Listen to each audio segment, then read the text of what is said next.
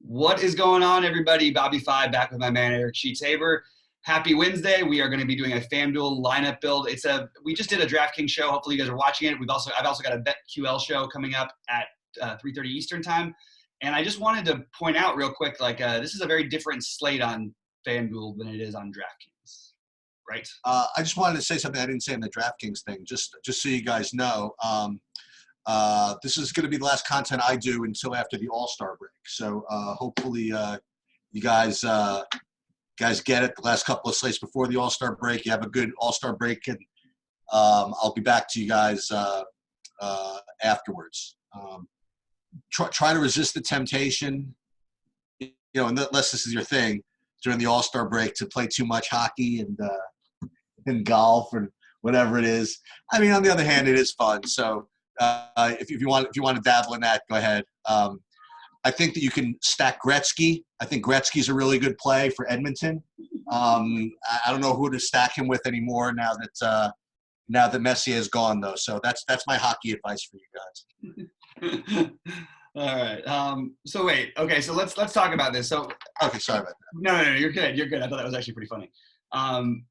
I just want to point out that I think that there are. I think it's different over here. I think there are some plug-in plays where you just sort of have to eat the chop. Yeah. Let's start at the point guard position where one of them exists. At least for me, at least. So okay. I don't think. I just am going to say right off the bat, like my first builds for any big buy-in tournaments or anything.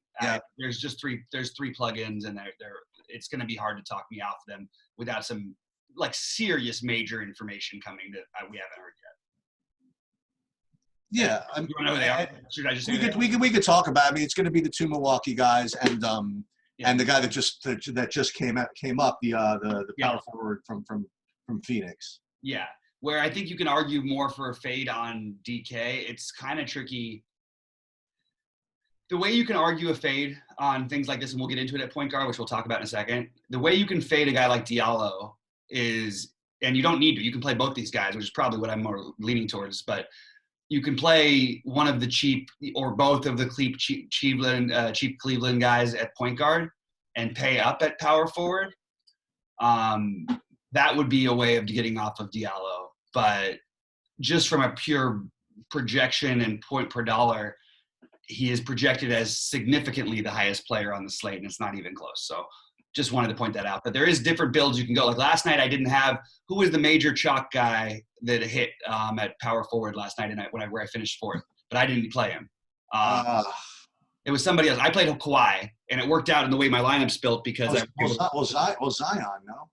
Zion I had Zion and Kawhi, and then I had Embiid at center, and I finished fourth. But there was another guy who went off who was chalk. I can't remember who it was. I forgot my notes already. I don't even. Anyway, but you get my point. Is just to go to that point that differentiating in terms of build is very different than differentiating you're not saying you don't like those other plays, but you're going to play the guys just to get different. And I think that's a valuable thing on this particular slate. Other than these three chalky guys, I'm not really worried about the ownership on anyone else basically for this slate. So with that said, let's get into point guard. What are your thoughts? So I could actually fade Bledsoe, right? So this is what I would do. First of all, I put in kind of the guys projected to be the two chalkiest guys. I honestly rate Moran as like my 10th favorite. So I'm not getting him if he's chalky at all. So I just put him in here just to kind of show you who probably the chalk is going to be, and because he fit in my lineup.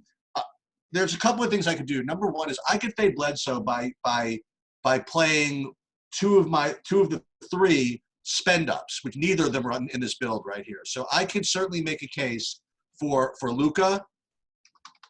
I think he's a very, very strong play who's probably not going to get LUK, right? Not going to get too much ownership, or maybe he will, I don't know. And then I could try to play Lillard, or I could play Trey, right? So I think that one way you could play, especially again if you have Diallo that you could plug in. If you want to fade Bledsoe, I think it's much easier to fade Bledsoe at this position than Middleton at shooting guard. I think there's just far fewer options at shooting guard. Maybe one, but I don't think that I can fade Middleton at shooting guard, where I think that I can make a better case for fading Bledsoe at point guard, especially when I have the upside of Trey and Lillard that I can kind of go to. So that is one thing I will do. And one other player, which I want to emphasize in the point guard position, which again, if you do wanted to go middling like Bledsoe or Morant or whatever, guy who's going to be low owned in a I guess similar price range maybe is going to be Malcolm Brogdon. So he's a guy that again I could pivot to as well. So that's my chunk of point guards. Yeah, I think the point guard position is absolutely loaded on FanDuel. I like the idea of playing the spend ups as a pivot. This is why you're right. You can fade Bledsoe over here. I don't think that necessarily you should. The common build is going to be Bledsoe and Morant. The funny part is that I love Morant for tournaments, but I don't love him as a chalk play.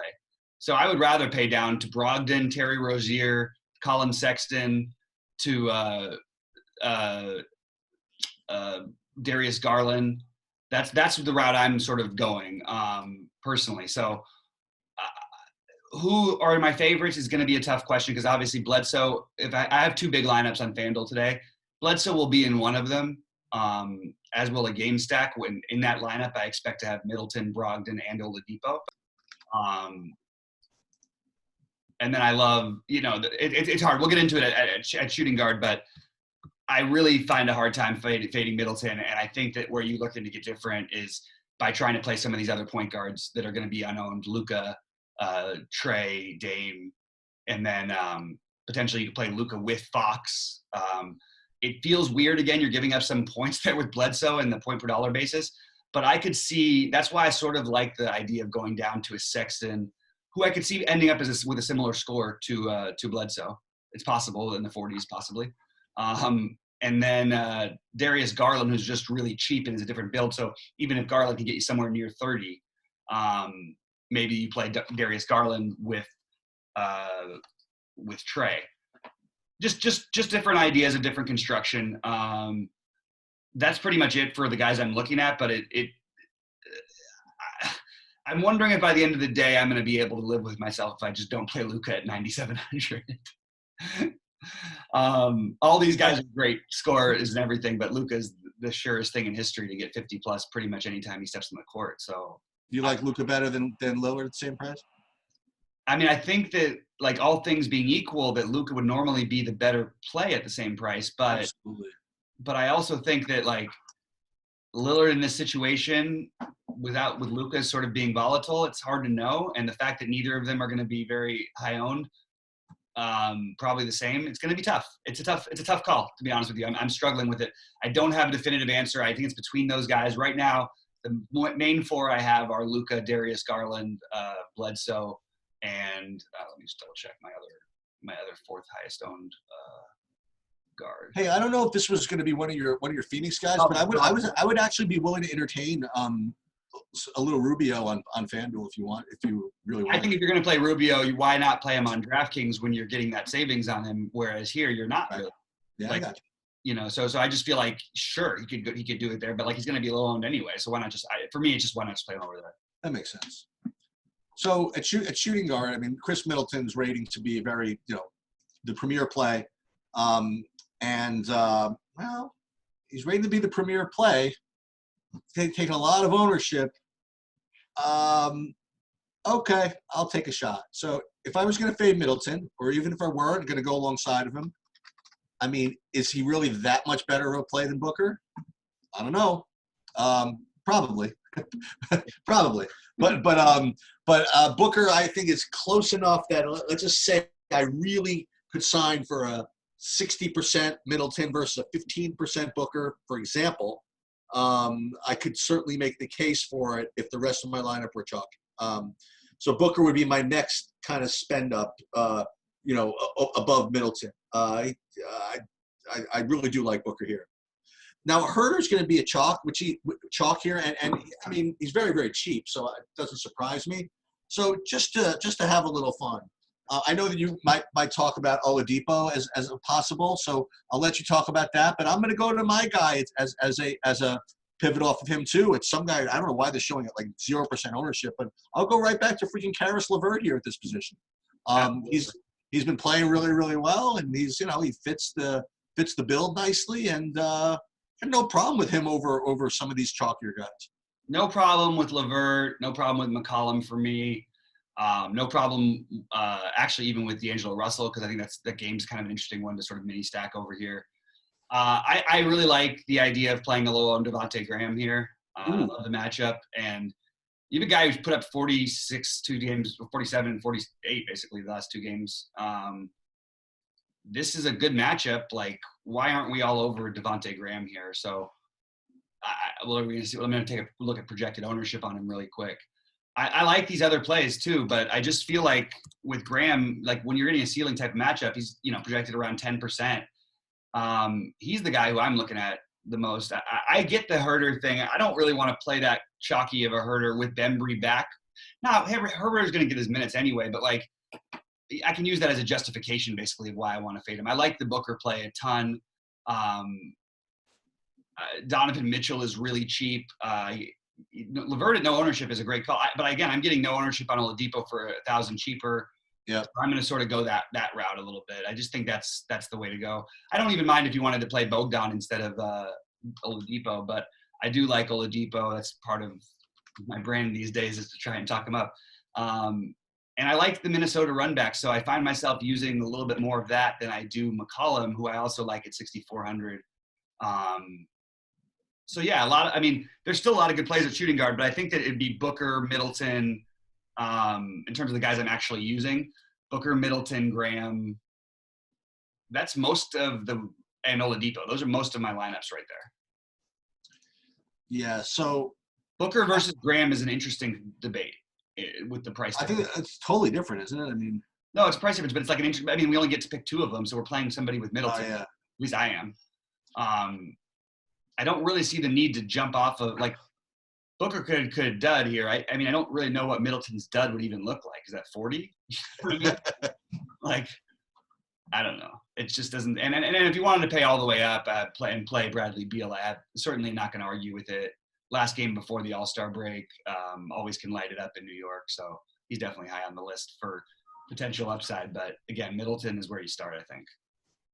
So at small forward, you're getting Carmelo Anthony at 5K, which is it's kind of tough to resist in a way. And he's going to be pretty chalky.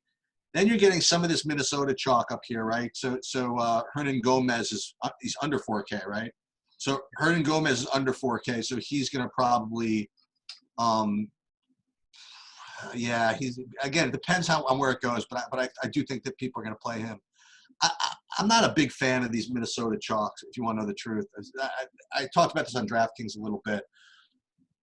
Small forward, though, is very weak over here. So let's talk about who I do like. So I'm kind of defaulting to kind of like guys like, well, I put Wiggins in here now, but my favorite play is going to be, once again, probably Kelly Oubre. He just always seems to be a pretty good play here on FanDuel because of this freaking position. I don't know if he's going to be one of the guys that you had as one of your 4 Phoenix guys or whatever, 3 Phoenix guys, but I do like him a lot. And then you want to kind of, I want to say off the board guys. I put Wiggins in, the guy I really don't like playing, but I might play him in a lineup with Booker just for the hell of it. And the other guy who's going to be 0%. Can I stop you real quick? You know how much I hate playing Wiggins. In my first build, I had to decide head-to-head between Wiggins and Oubre, and I actually think it's a tough decision. Okay. Over here, just because of the shots and everything, and then the way the games could play. So it's funny because I'm sort of with you on that, even though how much, and of all people know how much I hate Wiggins. Yeah, well, you want to do this? You want to come back up for a 2% own Pascal Siakam again? Yeah, I do, kind of. Right, exactly, kind of. I'm with you. So those are really my guy. Again, small forward is very uninspiring. When we're talking about Andrew Wiggins as a possible play, neither of us really like him too much. You know how kind of weak the position is. I'm not going to pay up for LeBron here. Although, like you said, if he ends up, I can't imagine him ever being low owned just because the small forward is just so weak always. Yeah. That LeBron always looks like a really good play. So I don't think he's going to get low owned. So probably just going to kind of eat this semi-chalk like Oubre, Carmelo, guys like that. I'll try to avoid the the other one, the Hernan Gomez, but maybe he is a decent play at 3,900 here, just in a weak position. It is a weak position. I don't have interest in Carmelo. I'm going to take the Okay. fact that I think this is a good price for him. He has played, I think, 2 back-to-backs in this season, maybe. And I think he put up 14 fantasy points each time in a lot of minutes. I'll give him that. He played minutes there. But I worry about him, especially at this pace. So I feel like he could even start strong. I just feel like on a back-to-back after even though I know he didn't play as many minutes, it makes me nervous. So I don't want the chalky part of that. And again, I don't want to worry about too much about ownership here because I can do some different things at point guard and shooting guard, which I've already done. I'm happy to play LeBron at 10K. I just think in a competitive game, that's just too cheap for LeBron. I expect him to be over 50 here more often than not. And that's LeBron, Oubre, Wiggins.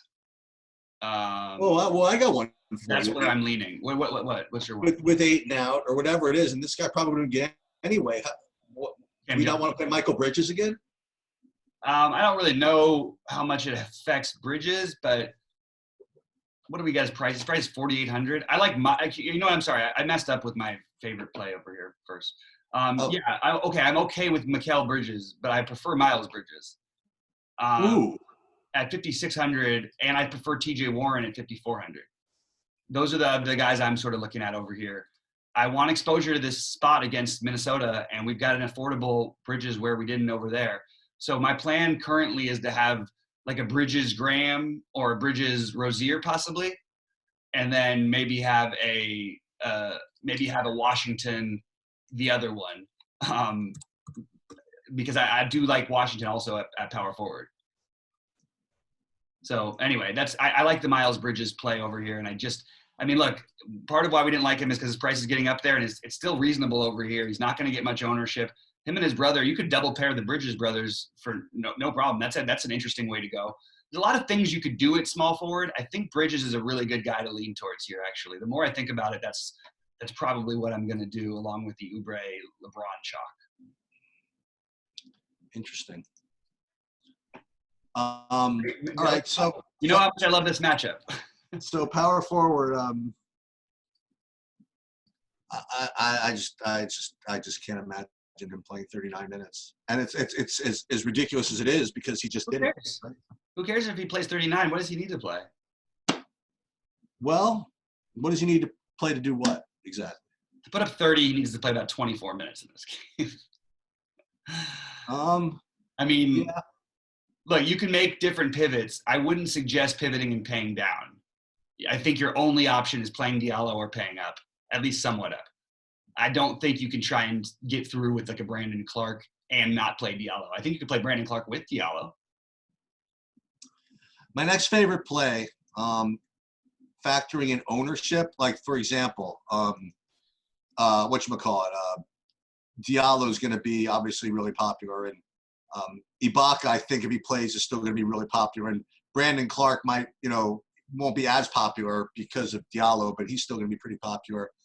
I don't get this ownership at all, but I will try to get some Domantas Sabonis at 8,100 if I can make that work.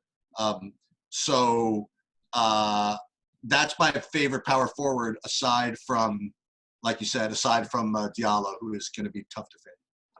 Yeah, my first build was has Sabonis and Diallo. And then my other builds are leaning more Diallo, Washington.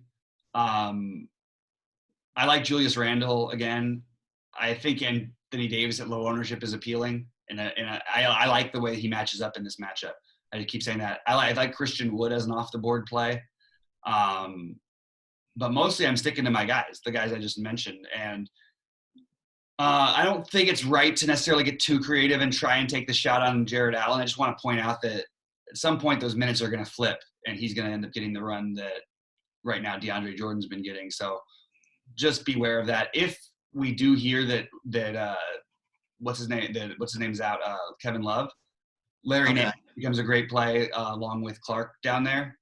But again, I still think you're probably trying to pair one of them with Diallo. I don't think it's optimal to try to get more production from one of these other guys when he's just got all those minutes. It just doesn't seem to make sense to me. So I would rather pay up.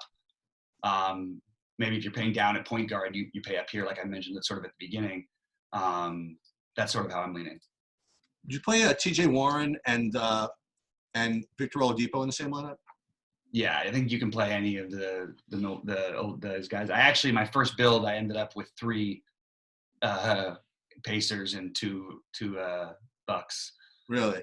Oh, you did the two main Bucks, right? Yeah, like well, I played Brogdon, Oladipo, and Sabonis because it's a good pace game for all of them, and without Giannis, the defensive numbers are a little bit misleading. I'm not going to count on this Indiana team just getting worked at home, even though they do work so many other teams. So I'm gonna bet on these guys. Yeah. So also I'm going to point out one thing. I know we didn't talk about it in DraftKings.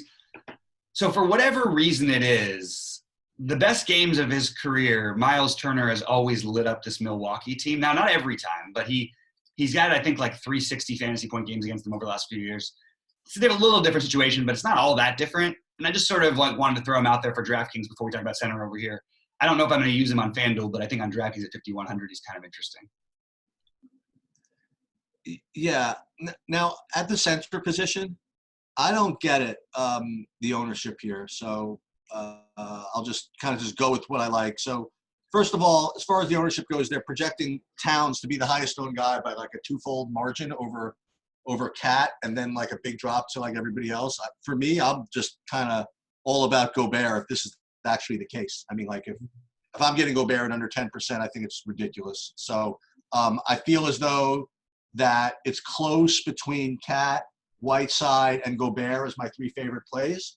And I'm more than happy to go down to Gobert and get that ownership savings. That's just kind of where I'm at. I didn't look at like the Miles Turners, like you're saying, or even the Brook Lopez's. I'll let you talk about that. But I'm just kind of all about Gobert. I don't want to play Cat as chalk here, literally at all. I like Cat here, but also I like the other side of the game, so I can afford to like Cat because no one's going to be playing the Bridges, Graham, Rozier combo enough anyway. So right. I'm okay with that. I don't mind, even though he has not been good against this Lakers team, but Jokic at the exact same price at 1/10 the ownership should certainly raise some eyebrows. And absolutely. I think that's a logical, just direct pivot. I'm not into Whiteside myself tonight. We've talked about that one a little bit. I'm not that into Vooch. I'm not into Drummond at this price, although I could see him crushing. I think I like him better on DraftKings at 94. I like the Gobert call. I don't love the matchup, obviously. I think for me, it's a weird position. Like, I think it's that pivot off of Towns to Jokic. And then I think I'm going down to a funny range. I like Brook Lopez, which I mentioned, and extra exposure to that game is fine by me. I think he's going to have to be on the court a little bit more than usual tonight. So I sort of like him at 5,600. I sort of like there was somebody else. Let me just grab my list. I mentioned Miles Turner over there. Like, look, it's a reach, but this is not a strong position. So Gobert feels the safe guy. That's what's weird about the thing, about the Towns ownership. I think it's just the way that the pricing leads you to him pretty easily. Yeah, I think so. But I mean, yeah, it's not a fun. I don't like these prices in this position. It feels like the old days of FanDuel with center. So it's Gobert, Towns, Brook Lopez, right now for me. And you know what? Maybe I'll throw in one of my cheap buy-ins over here. Maybe I'll throw in a Miles Turner or a Bobby Portis. So you're not into Whiteside at all on the back-to-back? No, I'm just skipping. And you know this. Well, also Whiteside's not going to be super chalk over here, but he'll be. What is he going to be? The next owned guy? Yeah. Yeah, probably. I don't want to be. I just don't like playing him when he's like. It doesn't make sense to me because I can get. Now it's a little different than it used to be, but also on back-to-backs and these type of situations, especially with Dame dominating as much lately as he has been. I don't know. I'm just sort of like a little bit off of it personally. Yeah. Yeah. I again now don't think that just because all this great chalk is out there that you can't play it. You know what I mean? Like if there's good chalk and there's bad chalk, like this Middleton and Bledsoe and Diallo, they're all like really, really good plays. Now remember what's going on here, right? So Giannis is out. which opens up all that usage for these guys. And the prices on these guys really didn't come up that much on FanDuel. So what, not at all. Yeah. So they're just, I don't want to say locks, but they're just your classic DFS type plays in that, you know, they're good players, they're good, they were good prices anyway, and then now all the usage defers to them. You know what I mean? Like those are just, that chalk is very difficult to fade. You know, and likewise, when you have a guy like Diallo, who, you know, I was joking, I said, listen, there's no way he's playing 39 minutes, and Bobby very perfectly said, so what? I mean, like, so what if he gets 25 minutes, something like that? That's, you know, or that's probably going to be enough where you kind of, you know, you wish you had him. So it's just a tough thing to fade. So you can play, and we've seen this happen all the time with these Milwaukee guys, is that the winning tournament lineup just has them. You know what I mean? They just have them. They just eat the chalk with the 80% or whatever it is they're going to be. And you know what? There's plenty of opportunities to differentiate elsewhere. Yeah, I totally agree. One important point that I don't usually talk about, but I really want to make on this is I don't think you can win averaging 5x from your point guards on this slate, but I think you can win averaging 5x from your center and potentially somewhere between 5 and 6x from your small forwards on FanDuel, because you're not going to get, you might get a 70-point Towns game. That would be great for me because I've got Towns, or you might get a 40-point Brook Lopez game. That would be great for me because I've got Brook Lopez. But I think that the other positions are where you're going to want to try and get the absolute max on your money. And these positions, you can go a little bit safer with the LeBrons, the Oubres, the Wiggins, the Bridges, the Towns, the Lopez, and just get the 5x and be okay. I really do think the raw points are gonna probably be okay there. I wish there was a spend down at center, just because I would like to try and pivot off of all of this with a guy who could just get me like 25 points. But I mean, I don't really want to play Zeller. There's just nobody I can quite come around to. The one thing we didn't really talk about earlier with the Charlotte and Minnesota game is who is going to guard Towns and how is that going to work? So we're probably going to see a lot of double teams is my guess, which does sort of lower some of his upside, I would say, especially with how they've been moving the ball I've never seen Minnesota move the ball as well as they did in the last couple of games since Towns has been there. So Zeller probably gets a bump in usage, and I'm sorry, in minutes. Hernan Gomez, I guess, eats up it's weird, man, because this is not, he'll kill these guys one-on-one, which means they'll be doubling, which means open looks, and it just makes me want to play one of the shooters more from Minnesota. So maybe just going back to shooting guard. I do think that D'Angelo Russell may be a better play over here than I originally thought. Maybe you could consider pairing him with Middleton. I didn't really think about it much before, but I do think he's interesting. I'll tell you, putting my coach's hat on for a minute. I mean, and you're gonna like this take, is if they really wanted to try to do something with Towns, if you're Charlotte, they're going to bring someone over to help and be a double teamer. And I'll tell you that I think you get a lot of minutes out of Miles Bridges in this role today. I know that you liked him a little bit on FanDuel. J2 might have to be doing that. Yeah. Yeah. So I think that he's going to, I would make sure that he's in the game because he's not going to guard him outright, but he could be a good double teamer. He could be responsible for getting rebounds when the center has to go out there and grab him. You know what I mean? It's gonna. I think that you're going to get a good minutes out of him today. Not to mention you're playing against a team that's incredible. Like just turned the ball over 27 times. Yeah. You know what I mean? Like yeah. Bridges could easily get some of those steals and blocks. He's a steal block guy. Yeah. And again, same with I expect at least one of PJ Washington. Like I think somebody from Charlotte is going to crush. Maybe. Okay. And I think somebody from Cleveland is going to. The problem is the Cleveland ones are a little bit harder to get in, which makes me want to get them in because this reminds me of that slate where we had a 15-game slate or 14-game slate, and I had Darius Garland as my point guard at 0.3% ownership, and I won the tournament. And reminds me of that situation where maybe you can get just an unowned Garland guy, get some just by differentiating your lineup from that spot, get 35 out of them, and that might be, I don't know, it just might put you in a different kind of build than anybody else is really going to have today because you're going to have Bledsoe combined with a bunch of other middling to high-end point guards. Nobody's going to play both Cleveland guys as much as they should, and both Cleveland guys have 40-point upside. And they're really cheap over here, and they're in the perfect matchup, and you can run them with Trey. I wonder what Phoenix is going to do in this game with Diallo. I guess they have no choice, right? They do though, because they're playing. Normally, they would have no choice. But the good But thing they're about not playing anybody that's great. I mean, it's not like they're playing Embiid. There's no big that makes him have to stay on the floor. Well, that's true. He still is.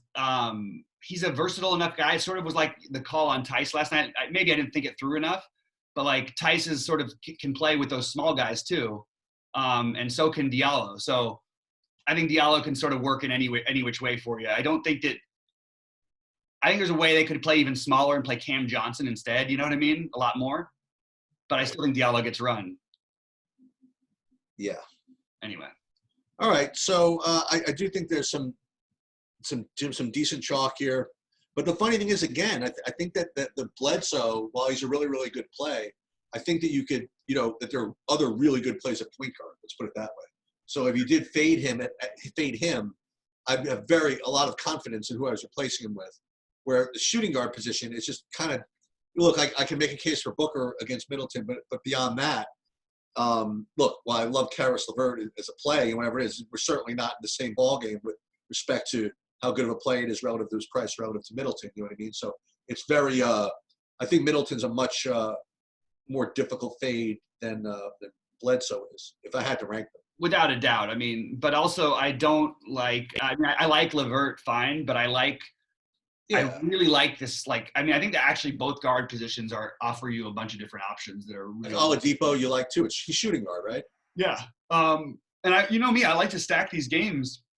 When somebody's out on one side, it does help the other side. And the reality is Giannis being out is obviously this doesn't really keep this game more competitive probably. And also if there's that factor, maybe they don't play quite as fast, but the defense is just nowhere near the same.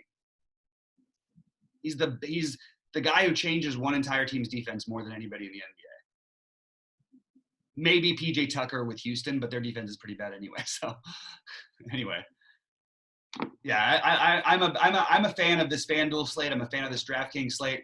If I wanted to make one bold call on FanDuel, I think that it would be to try to, I don't know how bold it is, but to get a lot of that Charlotte exposure. I think it's pretty bold. People won't actually do it very much. Try and get the Grahams, the Bridges, the Washingtons, potentially the Roziers into your lineups, potentially a Malik Monk flyer. That's where you can maybe differentiate. And also, my other one is going to be to play Oladipo over here. Yeah, I'm gonna go a little further with that one because this has become a very common theme, which we always talk about, but we don't always execute on it. Is when there's incredible value on one team and chalk. Sometimes you can find really good stacks with guys on the other team who are not going to be chalk. And I think this Pacer thing is a perfect example. I mean, you could go ahead and play Bledsoe and Middleton or whatever. And this one doesn't even have Middleton in it. But take a lineup like this. This one has freaking 3 Pacers. This has Oladipo, Warren, and Sabonis. For example, you know what I mean? And between the 3 of them, I mean, no one's going to have that, So I would probably want to get both Bledsoe and Middleton and something like that to really just get the maximum, out of it. But these Indiana guys, if they're not going to come up with any ownership, I mean, I think that's a classic GPP type strategy that I think tonight the ownership could probably make it possible for you. Yeah, and I'm treating this game as an upgrade for Indiana. As good as Milwaukee is defensively, again, partly worse with Giannis, but still the pace of play dictates everything. You got a 221 total for Indiana. I mean, there's plenty to go around at these prices. We haven't seen those ceiling games now. I don't think all maybe 3 is too many, which I do have right now. But if you're going to play 3 on the other side, I don't think it's a problem. Yeah, I mean, I'm just looking at all these Indiana guys. The top guys owning is 10% owned. You know what I mean? I think that's a very and again, it's a 100-game slate, so you don't want to go too nuts on this one game. But I think that that certainly in a decent, in some chunk of your lineups, some shots, I think that's an interesting way to go. When I won the one a couple years ago, it was a Phoenix game, or I won the smaller buy-in. I lost the big one at the buzzer because Booker hit a 3 to send it to overtime, but it made me also win the smaller one. Anyway. But I had it. It was a stack basically when Giannis was announced out, and it was a Bledsoe, Middleton, Thon McCurr, Everybody Yeah. stacked. All the guys, Middleton was 80% owned. Bledsoe was 70% owned. It was a full slate, 15 games. That was the night before Thanksgiving. And then you had on the other side, Booker was 3% owned in all of this. And I'm just going, how is in the world is that even possible that you're going to have nobody less than like 70% owned on one side and everybody, and on the other side, you're going to have one guy who's 3%, the one guy who's going to shoot. It was nuts. Excuse me, if I'm not mistaken, that was also Bledsoe revenge. How was it Bledsoe revenge? No, this is before that. When Sure? Revenge for what? Going back to Phoenix? Bledsoe. Oh, sorry. Yes, you're correct. That it was a Bledsoe revenge, and he had just been traded too, by the way. It was, and I'd been playing for like a week, and you're like, oh, check this out. I'm like, oh my God, you're kidding me. And within like a week of me playing, I was able to sweat you like and I think you got screwed at the end. Oh, that's right, because Booker made the three. I did in the 888, but I won the 44 and I think the 15 or something. I was second in the 15. Yeah. So All right. Well, you know what? That's the pass. So let's get it tonight, guys. Let's get it tonight. For Sheets, I'm BobbyFi saying we'll see you at the top of the leaderboards, and don't sleep on Oladipo. That's all I can tell you.